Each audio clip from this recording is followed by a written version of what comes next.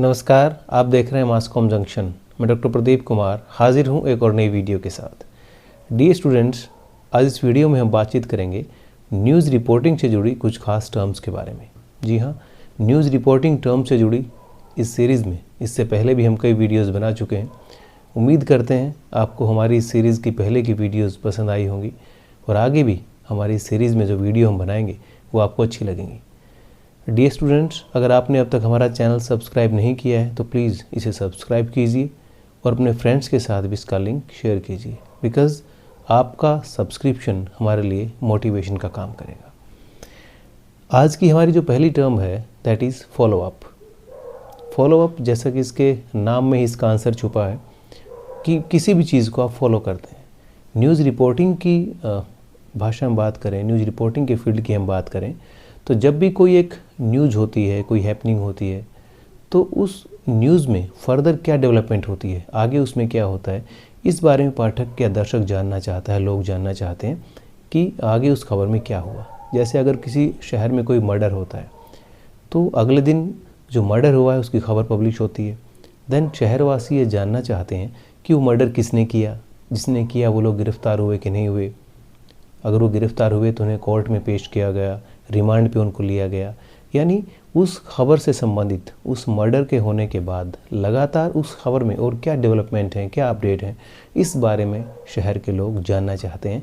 और ये सारी चीज़ें एक रिपोर्टर लगातार कवर करता है और उस पर लगातार खबर पब्लिश करता है एक के बाद एक। तो इसको बोलते हैं फॉलो अप। यानी एक खबर होने के बाद, एक घटना घटने के बाद लगातार उस पर जो दूसरी खबरें आती रहती हैं, अपडेट्स आती रहती हैं, उसको फॉलो अप स्टोरीज़ बोला जाता है। आइए अब रुख करते हैं अगली टर्म की ओर, और अगली हमारी टर्म है बैकग्राउंडर। डियर स्टूडेंट्स, बैकग्राउंडर क्या होता है? जैसा कि इसके नाम से आपको समझ में आ रहा है, किसी भी खबर की पृष्ठभूमि इसमें शामिल की जाती है। मान लीजिए आज कोर्ट किसी मामले में एक व्यक्ति को आज सज़ा सुनाता है और वो मामला आज से 30 साल पहले का है। तो आज जो पाठक उस खबर को पढ़ रहे हैं, दर्शक उस खबर को जो देख रहे होते हैं, वो जानना चाहते हैं कि आज से 30 साल पहले इस व्यक्ति ने ऐसा क्या किया था कि आज इसको सज़ा हुई है। क्योंकि 30 साल पहले हो सकता है वो पैदा ही ना हुए हों या उस खबर को उन्होंने ना पढ़ा हो। तो न्यूज़ रिपोर्टर जो है उस घटना की पहले की जानकारी, यानी आज से पहले जो जो उसमें चीज़ें हुई हैं, 30 साल पहले हो सकता है उसने कोई बम विस्फोट किया हो, उसके बाद उसकी गिरफ्तारी हुई हो 2 साल बाद, फिर उसको कोर्ट में पेश किया गया, फिर निचली अदालत ने उसको सज़ा सुनाई, फिर ऊपरी अदालत में दूसरा पक्ष चला जाता है। तो इस तरह से उस खबर से संबंधित इससे पहले जितनी खबरें पब्लिश हुई हैं उस घटना में, उन सब का ब्यौरा वहाँ पे दिया जाता है। इसको कहते हैं backgrounder. Then news analysis. News analysis का मतलब होता है समाचार का विश्लेषण करना। एक तो होता है आप समाचार को, जैसा समाचार आया है उसको वैसा ही पब्लिश कर देते हैं। जैसे आम बजट की खबर आ दी और आपने उस आम बजट की खबर को बताया कि सरकार ने आम बजट में क्या क्या घोषणाएँ की हैं। ये तो हुई उस समाचार को एज इट इज़ पब्लिश करना। लेकिन समाचार का विश्लेषण ये होता है कि उस समाचार के हर पहलू पर आप चर्चा करते हैं, बिटवीन द लाइंस, यानी जो चीज़ें सीधे सीधे समझ में नहीं आ रही हैं उन पे आप चर्चा करते हैं with the help of experts. आम बजट आता है, आम बजट के अलग अलग जो एस्पेक्ट होते हैं, अलग अलग जो पहलू होते हैं, उन पे अलग अलग एक्सपर्ट्स की मदद से उन पे समीक्षा की जाती है, उन पे चर्चा की जाती है, ताकि उस खबर के हर पहलू को समझा जा सके, बिल्कुल बारीकी के साथ उसका विश्लेषण किया जा सके कि ये बजट जो है कितना सही है, कितना गलत है, आम आदमी के लिए किस वर्ग को फ़ायदा है, किसको नुकसान है। तो अक्सर आप विश्लेषण देखते हैं अलग अलग जो चैनल्स हैं, न्यूज़पेपर्स हैं, उन पे आम बजट से जुड़ा हुआ। न्यूज़ एनालिसिस के बाद हम बात करेंगे वेरिफिकेशन की। वेरिफिकेशन क्या होता है? न्यूज़ रिपोर्टिंग में जब आप डाटा इकट्ठा करते हैं, इंफॉर्मेशन गैदर करते हैं, तो कई बार ऐसा होता है कि आप इंश्योर नहीं होते हैं कि आपकी इन्फॉर्मेशन जो वो सही है कि गलत है। तो आप 2-3 और सोर्सेज से, जो ऑथेंटिक सोर्स होते हैं, जैसे आपने कहीं से एक सरकारी विभाग से जानकारी जुटाई, उससे संबंधित उसकी वेबसाइट देख सकते हैं, किसी ऑथेंटिक जो ऑफिसर है, कंसर्न ऑफिसर, उससे इन्फॉर्मेशन ले सकते हैं। यानी 2-3 सोर्सेज से आप उस इन्फॉर्मेशन को क्रॉस चेक करते हैं, मल्टी चेक करते हैं, और जब आपको लगता है कि सेम इन्फॉर्मेशन हर सोर्स से आ रही है, इट मीन्स वो चीज़ें आपने अच्छे से वेरीफाई कर ली हैं और वो इन्फॉर्मेशन सही है। देन आप उसको वैलिडेट करवाते हैं।